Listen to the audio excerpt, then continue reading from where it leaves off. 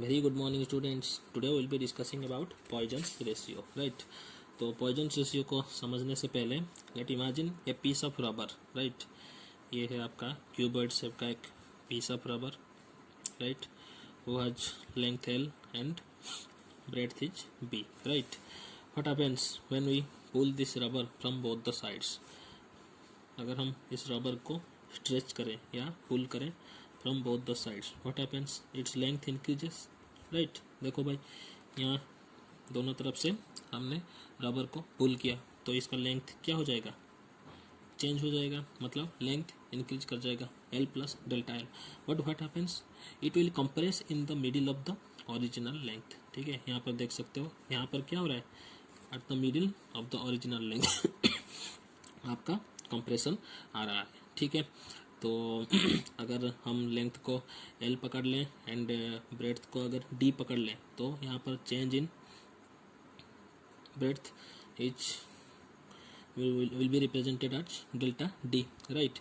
So when the rubber is pulled longitudinally it tends to get compressed laterally. ठीक है, यहाँ पर जो हम पुल कर रहे हैं that is longitudinal because उसका लेंथ इंक्रीज हो रहा है. Due to this pull the length is increasing, that's why we are saying that the pull is longitudinal. लेकिन ये लॉन्गिट्यूडिनल पुल की वजह से हमारा क्या, उसका तो लेंथ तो इंक्रीज कर रहा है but there is a compression at the middle of the rubber. ठीक है, in simple words length has increased by an amount delta L and breadth has decreased by an amount delta D, right? So we can write that in this extended condition this is called as longitudinal strain because the strain is produced in the length, right? And the strain produced or the compression produced here is called as lateral strain, right? Here lateral strain means strain perpendicular to the applied force. ये जो lateral strain है इसका meaning क्या है? lateral strain means strain produced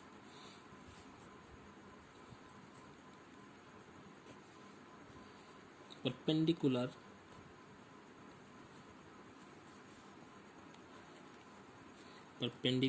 to the applied force. दो तरह का strain हम यहाँ पर देख रहे हैं. Due to the applied force length is increasing, that's why longitudinal strain is there. But due to this applied force another strain is also produced which is perpendicular to the direction of force. Direction force is like this, but lateral strain is perpendicular to the direction of force, right? That's why this is called as lateral strain, right? So Poisson's ratio is so from this observation we can find out the Poisson's ratio. Poisson's ratio is given by इसको हम new बोलते हैं, which is transverse strain by longitudinal strain, right? Minus of epsilon t by epsilon l. epsilon t मतलब transverse strain and epsilon l मतलब longitudinal strain. और transverse strain को भी हम बोल सकते हैं लैटरल स्ट्रेन. यहाँ पर हमने बताया lateral strain. Transverse strain is also otherwise called lateral strain by longitudinal strain. तो लैटरल स्ट्रेन को कैसे रिप्रेजेंट करेंगे? This implies that nu equal to minus lateral strain में क्या हो रहा था? Change in breadth by original breadth delta D by D. And longitudinal strain में change in length by original length. So Poisson's ratio can be represented, final expression of this Poisson's ratio is like this. This is called Poisson's ratio, right? It is a pure number. So you can observe here that it is a pure number, because this is also in meter and this is also in meters. Meter cancels, so this is a pure number having no unit and no dimension, right? So we can write that Poisson's ratio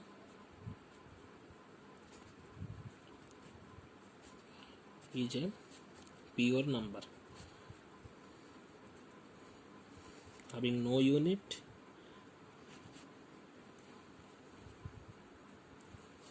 and no dimension, right? And it is also a scalar quantity, because no direction is associated with it, that's why it is called scalar quantity. Poisson's ratio is also a scalar quantity. For tensile deformation, right, if the deformation is tensile in nature, tensile मतलब stretch हो रहा है, ठीक है, length बढ़ रहा है, tensile deformation के केस में आपका जो पॉइजन्स रेशियो आएगा that will B positive. In case of tensile deformation, Poisson's ratio is positive, right? And for compressive deformation मतलब यहाँ पर आप देख सकते हो tensile deformation means length is increasing. For compressive deformation, right, compressive deformation के लिए आपका जो पॉइजन्स रेशियो है वो क्या आएगा, नेगेटिव आएगा, ठीक है. और आपका जो रेंज ऑफ पॉइजन्स रेशियो है, पॉइजन्स रेशियो का जो रेंज है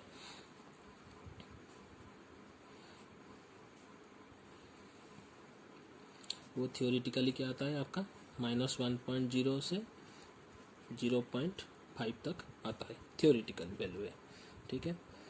in practically we see different values, but theoretically Poisson's ratio का जो रेंज होता है वो -1.0 टू +0.5, ठीक है.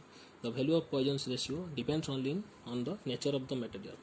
आज आपने जैसे आपने पढ़ा है यंग्स मॉडुलस ऑफ इलास्टिसिटी और मॉडुलस ऑफ इलास्टिसिटी सब के बारे में आपने पढ़ा है, तो वहाँ पर क्या हो रहा था, सारे मॉडुलस आपका मटेरियल के नेचर के ऊपर डिपेंड करते थे, ठीक है. तो यहाँ पर भी ऐसे the value of Poisson's ratio depends upon only on the nature of the material.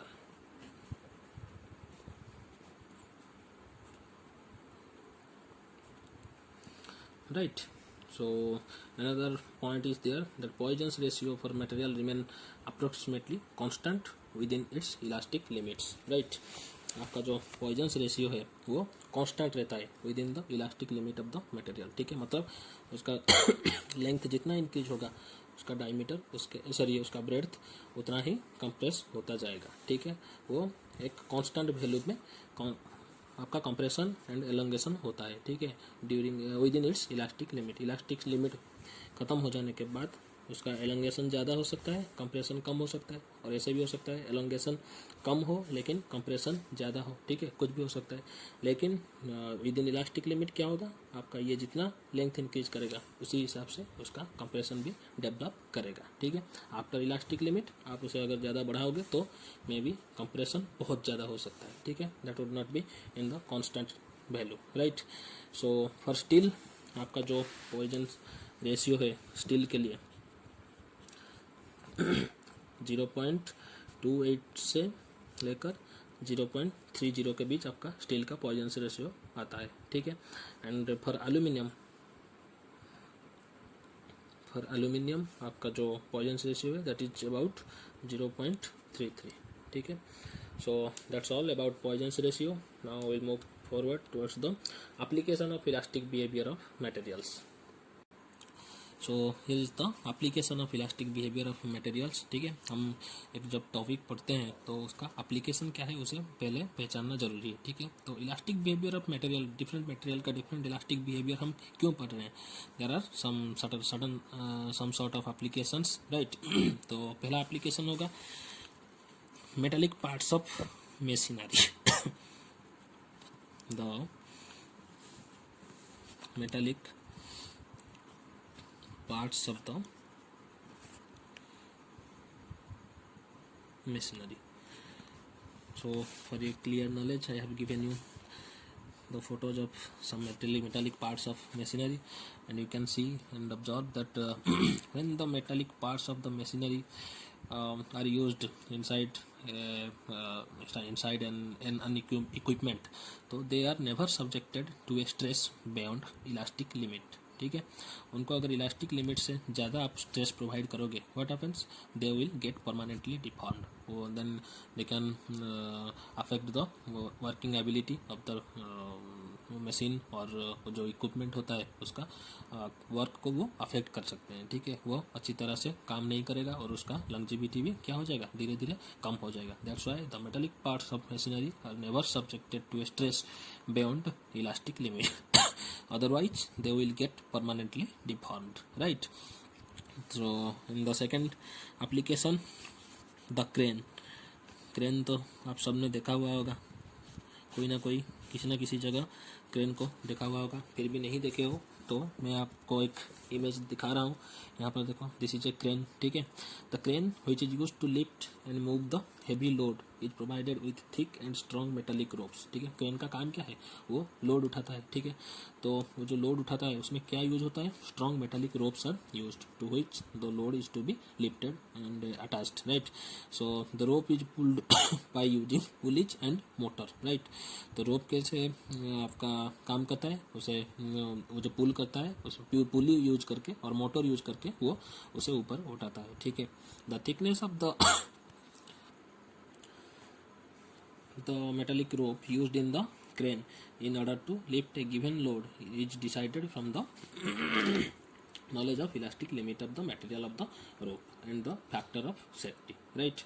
तो क्रेन में कौन सा रोप मटेरियल यूज करेंगे, ठीक है, ताकि वो हमें मैक्सिमम एफिशिएंसी दे सकता है लोड उठाने के लिए, उसको जानने के लिए हमें elastic limit of the materials पढ़ना बहुत ज़रूरी है. ठीक है, अगर हम डिफरेंट मटेरियल का इलास्टिक लिमिट हम पता नहीं कर सकेंगे तो हमें चूज करना मुश्किल हो जाएगा कि क्रेन के लिए कौन सा मटेरियल का रोप यूज करना बहुत ज़रूरी होगा. ठीक है, तो अब देखते हैं कि फैक्टर ऑफ सेफ्टी क्या है.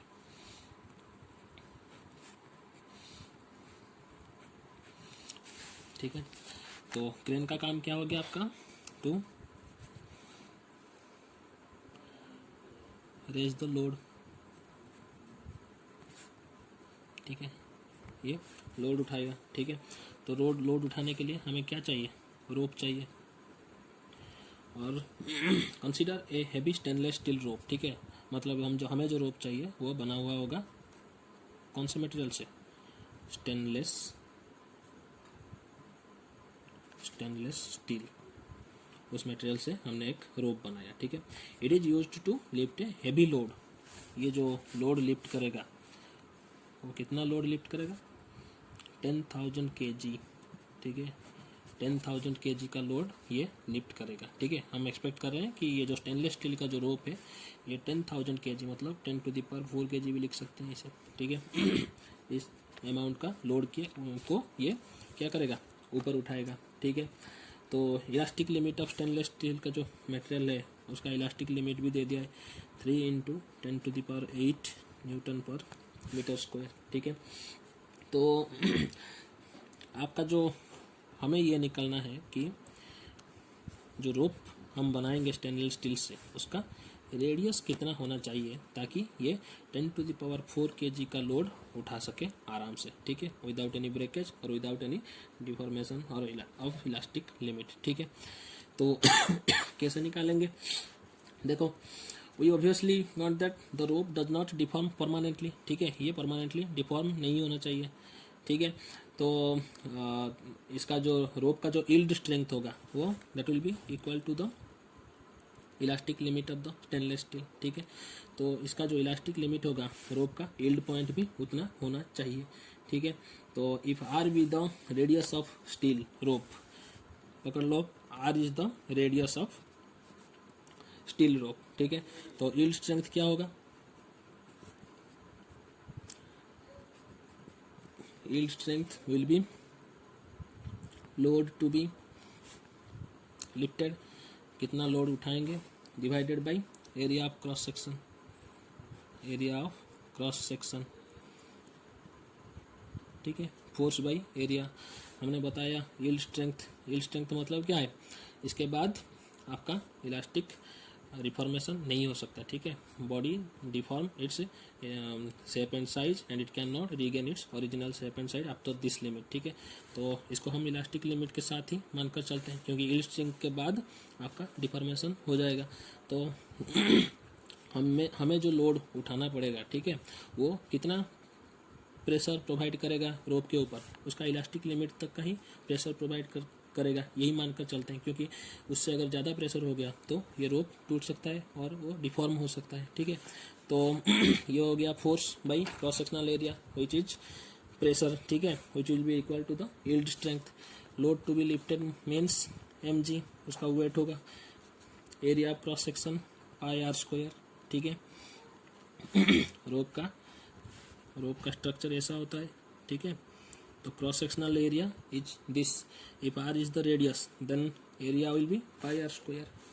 तो यील्ड स्ट्रेंथ का वैल्यू बराबर है 3 × 10⁸ के बराबर। लोड मास कितना दिया हुआ है, 10⁴ kg का मास दिया हुआ है। G acceleration due to gravity, let's take this as 10, right. तो आपका पाई का वैल्यू पुट कर ले, आर स्क्वायर रह गया यहाँ पर, तो आर विल बी आपका आएगा 1.03 सेंटीमीटर, ठीक है। तो ये जो 10⁴ kg का लोड है उसे उठाने के लिए हमें कितना रेडियस, रोप का रेडियस कितना होना चाहिए, 1.03 सेंटीमीटर, ठीक है। अगर उतना रेडियस होगा तभी वो 10⁴ kg अमाउंट का लोड उठा सकेगा, ठीक है। लेकिन हम एक्चुअली ये 1.03 सेंटीमीटर रेडियस का रोप बनाते नहीं है, क्योंकि जब भी आप एक लोड, मगर ये लोड होगा, जब भी हम एक लोड को देखते हैं तो उसका अप्रोक्सीमेट वेट हम पता करते हैं, ठीक है। ओरिजिनल वेट हम आप देखकर पता करते हैं कि नहीं ये 10 kg का होगा, ठीक है, या फिर 20 kg का होगा। उसका एब्सोल्यूट लोड हमें पता नहीं होता है, ठीक है। अगर हम 10 kg का अज्यूम किए कि ये 10 kg का लोड होगा, लेकिन एक्चुअली ये 15 kg होगा, तो क्या होगा, अगर हमारा रेडियस 1.03 सेंटीमीटर है तो रोप टूट जाएगा, ठीक है।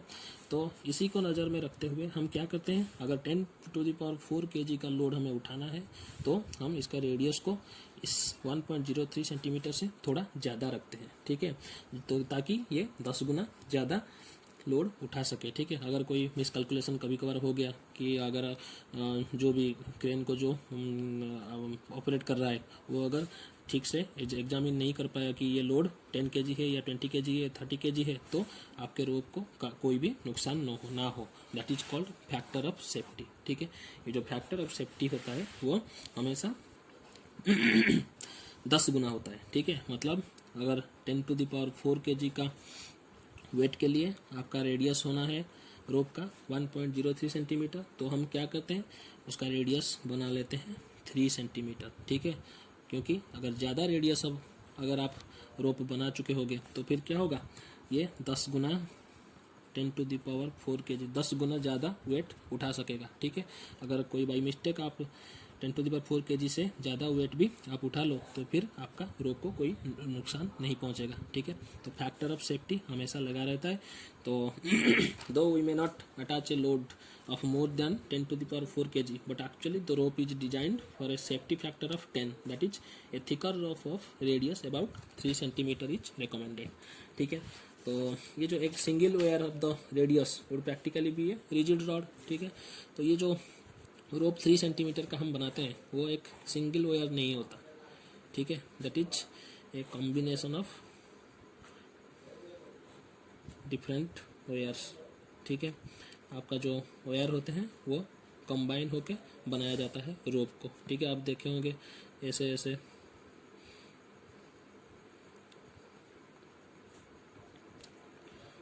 कॉम्बिनेशन ऑफ छोटा छोटा रोप को हम कंबाइन करके 3 सेंटीमीटर का आपका रेडियस बनाते हैं, ठीक है। क्योंकि अगर आप single wire of the radius use करोगे तो प्रैक्टिकली वो रिजिड रॉड हो जाएगा, ठीक है। So ropes are always made of a number of thin wires together like in a pig tail, ठीक है। तो for ease in manufacture and flexibility and strength, उसका फ्लेक्सिबिलिटी ज़्यादा होता है एंड स्ट्रेंथ भी ज़्यादा होता है, जैसे कि अगर आप एक पेन के जगह इसी पेन साइज का इससे छोटा छोटा 4-5 पेन मिलाकर इसी पेन साइज का बना लो तो उसे तोड़ने में ज़्यादा दिक्कत होगी। लेकिन इसको अगर आप ऐसे तोड़ने की कोशिश करो तो ये जल्दी टूट जाएगा, ठीक है। इसीलिए बताया जाता है कि जो यूनिटी होता है ना, इसी वैसे ही, क्योंकि ये सिंगल रॉड है। लेकिन अगर आप छोटा छोटा 5 रॉड यहाँ पर एक जगह मुट्ठी भर रॉड यूज करोगे तो उसका क्या होगा, फ्लेक्सिबिलिटी ज़्यादा आएगा, स्ट्रेंथ भी ज़्यादा आएगा, ठीक है। You can observe here that this is a single wire of radius of 3 centimeter and these are the 3 wires which are the same radius 3 centimeter। ये तीनों मिलकर 3 सेंटीमीटर का रेडियस बना रहे हैं, ये अकेला 3 सेंटीमीटर का रेडियस बना रहा है। which will be more strong, ये तीन मिलकर जो बना रहे हैं that will be more strong, ठीक है, क्योंकि इस अकेले मटेरियल को तोड़ना आसान है। लेकिन जैसे कि ये 3 रॉड मिलकर 3 सेंटीमीटर रेडियस बना रहे हैं तो इसका फ्लेक्सिबिलिटी, लॉन्जिविटी ज़्यादा होगा in comparison to this। okay, so hope you have already understood। now we'll move forward to the third application, right। third application is the design of bridges, right।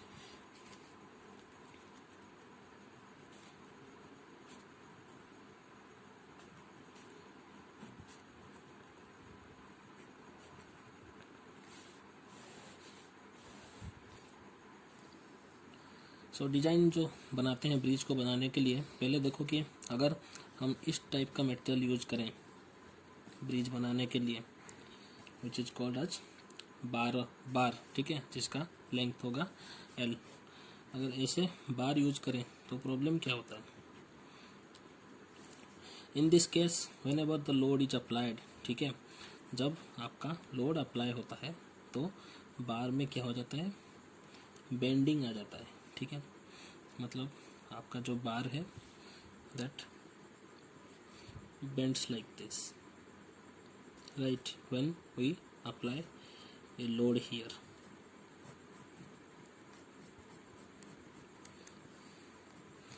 जब भी हम लोड अप्लाई करते हैं तो ये जो बार था वो क्या हो जाता है, बीच में उसका डिप्रेशन हो जाता है।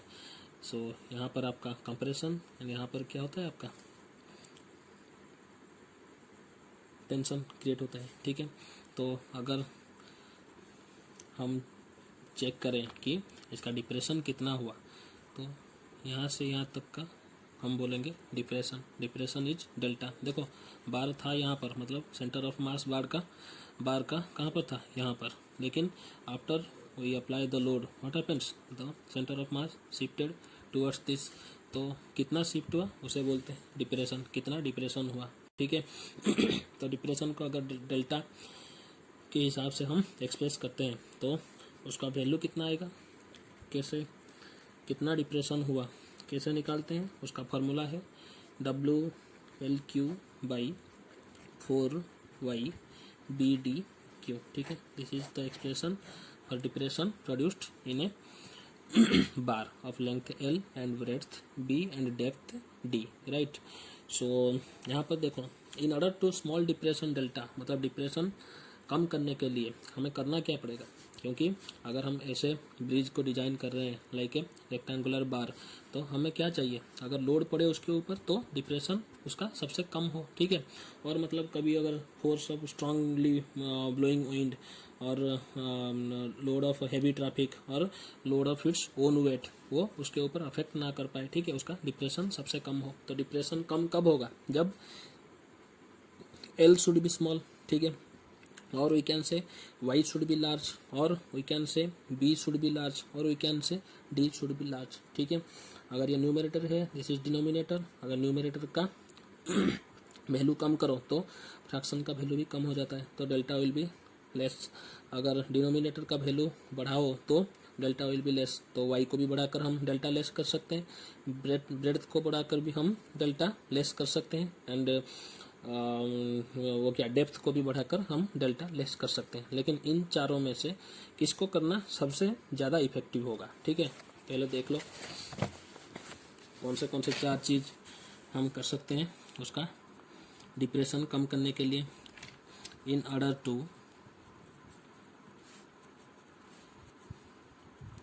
have small depression delta for a given load, चार condition, L should be small, expression याद है कि नहीं, फिर से लिख रहा हूँ यहाँ पर, expression is W L Q by 4Y B D Q। Load तो आपका कांस्टेंट है, ठीक है, एक कांस्टेंट लोड के लिए क्या करने से आपका डिप्रेशन कम होगा, तो L शुड बी स्मॉल, और we can write Y should be large, और we can write B should be large, breadth, right, or we can write D should be large। तो इन चार केसेस में से आप बताओ कि कौन सा सबसे इफेक्टिव होगा।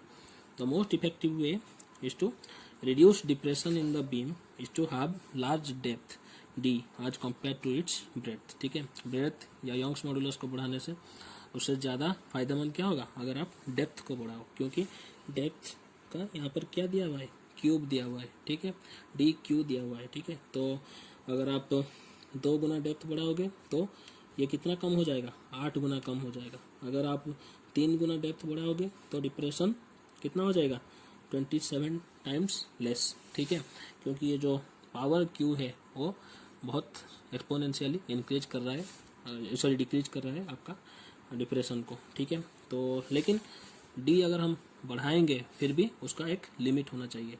अगर हम डी को ज़्यादा बढ़ाएंगे तो क्या होगा, ये आप देख सकते हो, यहाँ से फिगर एक ड्रॉ कर रहा हूँ आपको, मतलब ये जो लेंथ था ऐसा था पहले, डी छोटा था, ठीक है, लेंथ ज़्यादा था, अब हम लेंथ को छोटा कर लिए, डी को बढ़ा दिए, तो डी अगर ज़्यादा बड़ा हो जाएगा तो आपका प्रॉब्लम क्या होगा, जब भी आपके इसके ऊपर फोर्स पड़ेगा, ठीक है, लोड पड़ेगा, तो इसके क्या होगा,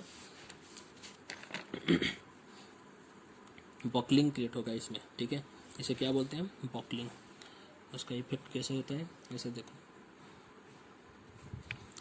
मतलब अगर आप इसके ऊपर ज़्यादा फोर्स डालोगे तो क्या हो जाएगा, ये धीरे धीरे ऐसे बेंड हो जाएगा, देख रहे हो कि नहीं,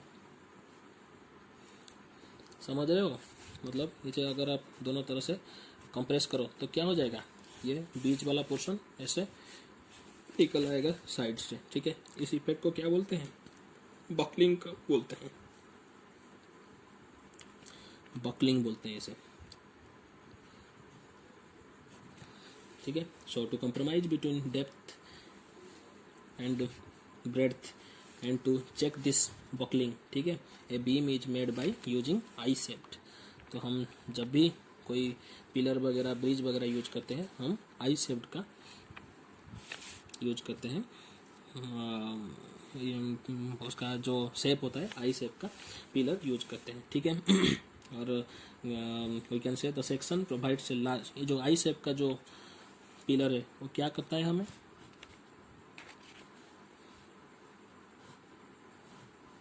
आई शेप का जो पिलर है वो प्रोवाइड करता है हमें लार्ज लोड बियरिंग सरफेस, ठीक है। यहाँ पर देखो, ये जो लोड बियरिंग सरफेस है यहाँ पर छोटा था, लेकिन यहाँ पर लोड बियरिंग सरफेस क्या हो रहा है, बड़ा हो रहा है,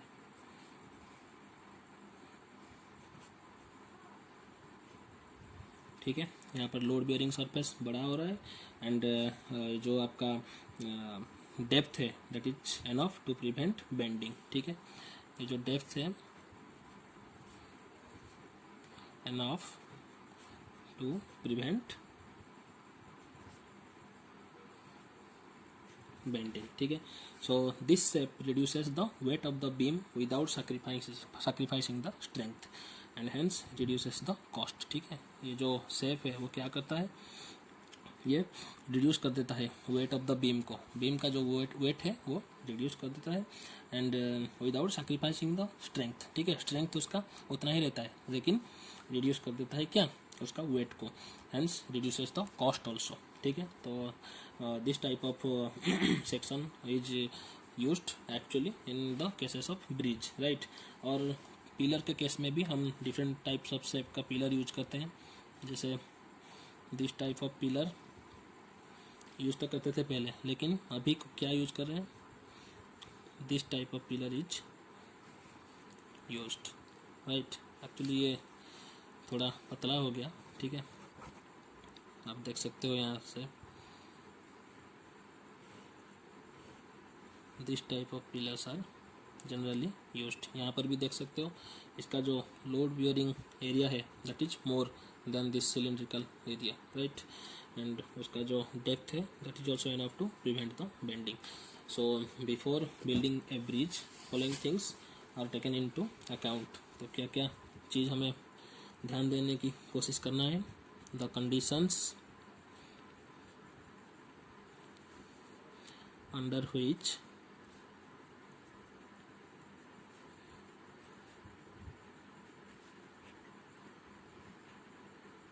it will function, right।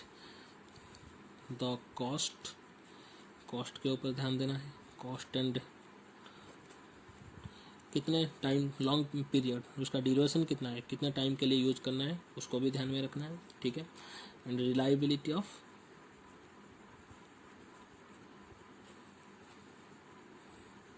Usable material etcetera, ठीक है। 3 चीज़ों के ऊपर ध्यान देना है, condition under which it will function, the cost and the long period, reliability of usable material etc, right। now we will be discussing about the last application, that is the maximum height of a mountain on earth।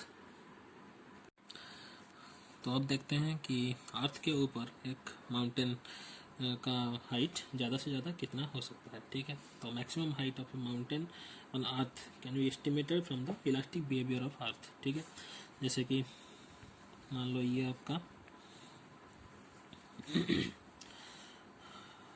Mountain है, ठीक है, this is the base of the mountain, ठीक है। तो यहाँ पर जो base mountain का है, ठीक है, उसका मटेरियल क्या है, रॉक है, ठीक है, because the mountains are made up of rock and soil. तो उसके नीचे, माउंटेन के नीचे जो भी सारे बेसेस हैं तो वो क्या होते हैं, रॉक होते हैं, ठीक है। The material of the mountain are rock. तो इस माउंटेन का हाइट की वजह से इस रॉक के ऊपर कितना प्रेशर वो झेल सकता है, ठीक है, उसके हिसाब से माउंटेन का हाइट मेंटेन होगा, ठीक है। अगर रॉक ज़्यादा झेल सकता है तो माउंटेन का हाइट ज़्यादा हो सकता है, लेकिन उतना होता नहीं है, ठीक है। तो कितना प्रेशर पड़ता है इस रॉक के ऊपर, पहले हम ये देखते हैं। अगर this is the rock we are taking into consideration, then the pressure, तो प्रेशर कितना आएगा, पहले से भी हम कर चुके हैं ऐसे, इस एरिया का टोटल प्रेशर इस रॉक के ऊपर पड़ेगा, ठीक है।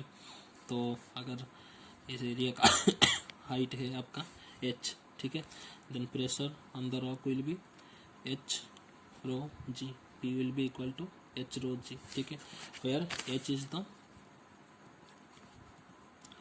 Height of the mountain. याद करो बच्चों, पानी के केस में भी हम ऐसे ही देखे थे कि अगर पानी ऐसा है, यहाँ पर एक ऑब्जेक्ट हम प्लेस किए, पानी का हाइट अगर आपको मालूम था 20 सेंटीमीटर, तो 20 मीटर, ठीक है, 20 मीटर पकड़ कर चलो, ठीक है। तो इसके ऊपर कितना प्रेशर आता, हम ऐसे ही एक सिलिंड्रिकल ड्रॉ कर रहे थे, ठीक है।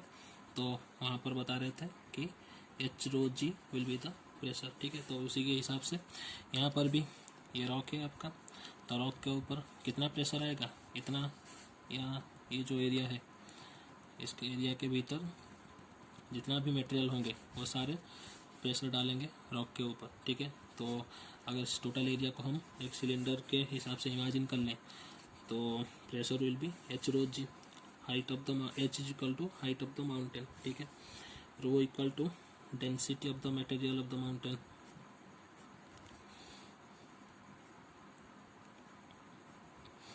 मटेरियल ऑफ माउंटेन, जिसको हम पकड़ते हैं 3 इंटू 10⁻³ kg पर metre cube, right. G equal to acceleration due to gravity,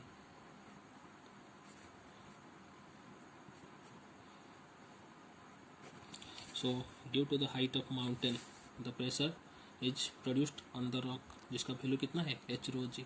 तो ये जो प्रेशर रॉक के ऊपर पड़ रहा है वो प्रेशर रॉक के इलास्टिक लिमिट से कम होना चाहिए, ठीक है, क्योंकि इलास्टिक लिमिट से अगर ज़्यादा प्रेशर आप डालोगे then what happens, rock will be breaking और रॉक का डिसइंटीग्रेशन हो सकता है। तो क्या होगा, धीरे धीरे वो ऐसे ऐसे करके दोनों तरफ खिसक जाएगा, ठीक है। तो आपका जो हाइट होगा वो भी धीरे धीरे डिक्रीज करता जाएगा, ठीक है।